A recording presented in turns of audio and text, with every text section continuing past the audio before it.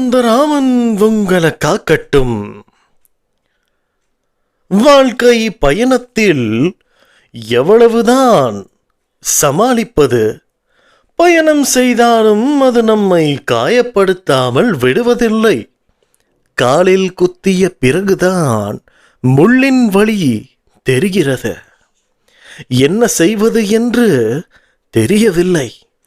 கல் தடுக்கிய பிறகுதான் கல்லின் இடரல் தெரிகிறது. வழுக்கிய பின்புதான் தரையின் தன்மை தெரிகிறது. அனுபவித்த பின்புதான் அறிவுரைகள் புரிகிறது. வாழ்க்கையில் நீங்கள் அடைந்த அனுபவங்கள் உங்களை சிதைப்பதற்கு அல்ல, செதுக்குவதற்கு என்பதை புரிந்து கொள்ளுங்கள். வாழ்வில் எந்த கவலையும் கடந்து போகும் என்று தெளிவிருந்தால் உற்சாகம் பிறக்கும். பயமற்ற வாழ்க்கை பயணம் தொடரும். மண்ணுள் புதைந்து இருக்கும் விதையானது எந்த பழங்களையும் ருசிக்க முடிவது இல்லை, எந்த பலனையும் எதிர்பார்ப்பதும் இல்லை. தான் மறைந்து இருந்தாலும் பிறருக்கு பயன் கொடுக்கிறது. இதையெல்லாம் உன்னுடைய மனதில் வைத்துக்கொண்டு உன்னுடைய வாழ்க்கையை நீ எப்படி மேலும் கொண்டு போவது என்பதை யோசிக்கத் தொடங்க. கஷ்டம்தான், வாழ்க்கை என்பது கஷ்டம்தான். இந்த கஷ்டத்தை மட்டுமே நீ பார்த்து கொண்டு இருந்தால் நிச்சயமாக உனக்கு வறுமையின் நிறம் மட்டும்தான் வரும். இதற்கு நீ மேலும் என்ன செய்ய வேண்டும் என்று நான் தெளிவாக கூறுகிறேன். உனக்கு ஒரு கஷ்டம் இருந்தால் அந்த கஷ்டத்தில் நீ என்ன செய்ய வேண்டும் என்றுதான் யோசிக்க வேண்டுமே தவிர, செய்ததை நினைத்தோ, நீ இழந்ததை நினைத்தோ, தோல்வி அடைய நினைத்தோ உன்னுடைய மனம் சோர்வடைய விடக்கூடாது. மண்ணிற்கு அடியில் இருக்கும் விதையைப் போல உன்னுடைய கவலைகளை எல்லாம் புதைத்துவிடு. புதைத்த கவலைகள் எல்லாம் ஒரு நாள் மரமாக மாறி அந்த மரத்தில் இருந்து வரக்கூடிய கனிகளை நீ ருசிக்க தயாராக வேண்டும். நீ எத்தனை முறை என்னை பற்றி யோசித்தாலும், உன்னை பற்றி யோசித்தாலும், உனக்கு சாதகமான ஒரு விஷயம் கூட உன்னுடைய வாழ்க்கையில் நடக்காமல் இருக்கலாம். இதற்கு எல்லாம் சோர்ந்து போய்விட்டால் வாழ்க்கை என்ற உற்சவ பேரணியில் உன்னால் எப்படி தொடர்ந்து பயணம் செய்ய முடியும்? காரண காரியங்கள் எல்லாம் மாறதான் போகிறது. உன்னுடைய வாழ்க்கையின் இந்த நிலை மாறப்போகிறது. நாளுக்கு நாள் உன்னுடைய வாழ்க்கையில் வெற்றியை நோக்கி போகிற பயணத்தின் வழியை தெரிந்து கொண்டு அதனுடைய வழியில் நடக்கத் தொடங்கிவிட்டாய். இந்த வருடம் மிகவும் கஷ்டமாக தொடங்கினாலும் வெற்றி என்ற கனி உனக்கு மட்டும்தான். நீ இதே மனோபாவத்தில் இருந்தால் முதலில் யாரை நினைத்தும் பயப்படாதே. உன்னுடைய கவலைகள், கஷ்டங்கள் எல்லாம் ஒரு பக்கம் இருக்கட்டும். உன்னுடைய பயம்தான் உன்னை எல்லா இடத்திலும் உன்னை வேலை செய்ய விடாமல் தடுக்கிறது. இந்த உலகத்தில் 4 நபர்களுக்கு மட்டும் நீ பயந்தால் போதும். முதலாவதாக உன்னுடைய தாய், தந்தை, பிறகு உன்னுடைய கடவுள், பிறகு உன்னை மட்டுமே நம்பி வந்திருக்கக்கூடிய கணவனோ அல்லது மனைவியோ. இந்த 4 நபர்களுக்கு மட்டும் விசுவாசமாகவும் நம்பகத்தன்மையாகவும் நீ இருந்தால் போதும்.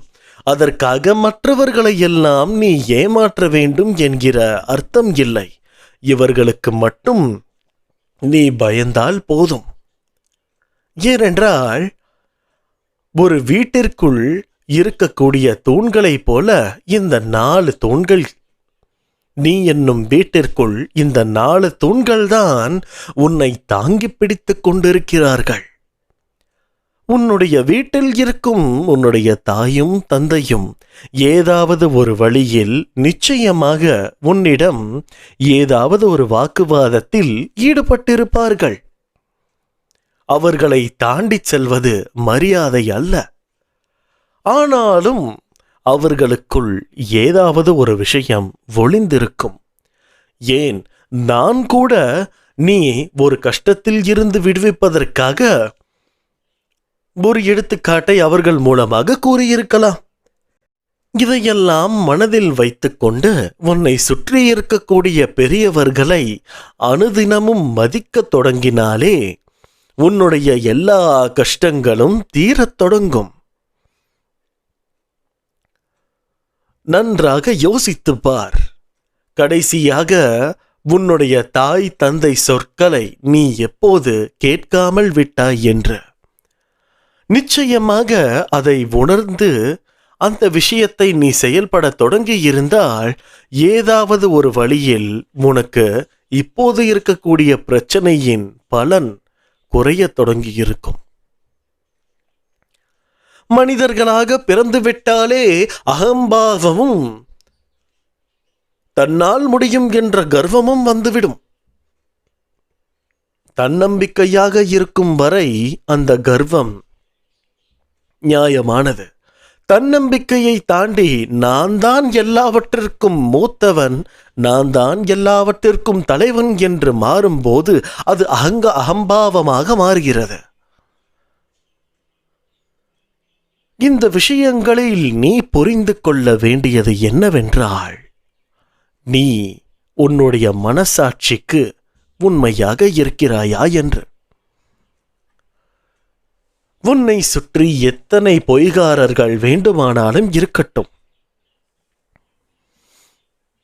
நீ உன்னுடைய மனசாட்சிக்கு உண்மையாக இருக்கிறாயா என்பதை பரிசோதித்துப் பார்.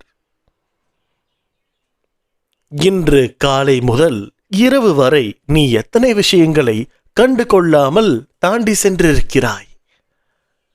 கண்டு கொண்டால் அந்த வேலையின் கடமையை நாமே எடுக்க தொடங்கி விடுவோமோ என்ற பயம். பயத்தையும் கடமையையும் கண்டு அஞ்சத் தொடங்கினால் வாழ்க்கை பதார்த்தத்தில் முடிந்து சிறைச்சாலையாக மாறிவிடும். கடமையை சிரிப்புடன் ஏற்றுக்கொள்ள தொடங்க. இந்த கடமை, கண்ணியம், கட்டுப்பாடு எல்லாம் இந்த வாழ்க்கைக்கு மிகவும் தேவையானவை. உன்னுடைய அன்றாட கடமையை நன்றாக செய்து முடித்தால் சிறப்பு.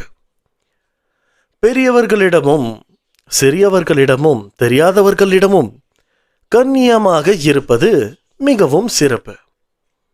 மாயை விஷயத்தில் இருந்து கட்டுப்பாட்டுடன் இருப்பது சிறப்பு. இந்த கடமை, கண்ணியம், கட்டுப்பாடு என்ற 3 வாக்கியம் இந்த உலகத்தில் உள்ள அனைவருக்கும் தெரியும். ஆனால் இதை என்றைக்காவது ஒரு நாளாவது உன்னுடைய வாழ்க்கையில் நீ பின்பற்றி இருக்கிறாயா? இல்லை. அதற்கான பதில் உன்னிடம் இது ஒன்றுதான் இருக்கிறது. இதற்கு மேல் பேச உன்னிடம் பதில் இல்லை. என்னை உன்னுடைய அப்பாவாக நினைத்துக் கொண்டு இந்த விஷயங்களை எல்லாம் பின்தொடர தொடங்க. கஷ்டங்கள் மாறிப்போய் எல்லா விஷயங்களும் உன்வசமாக மாறும். தைரியத்துடன் இரு. கஷ்டம் இல்லாமல் இரு. என் குழந்தையாக இரு.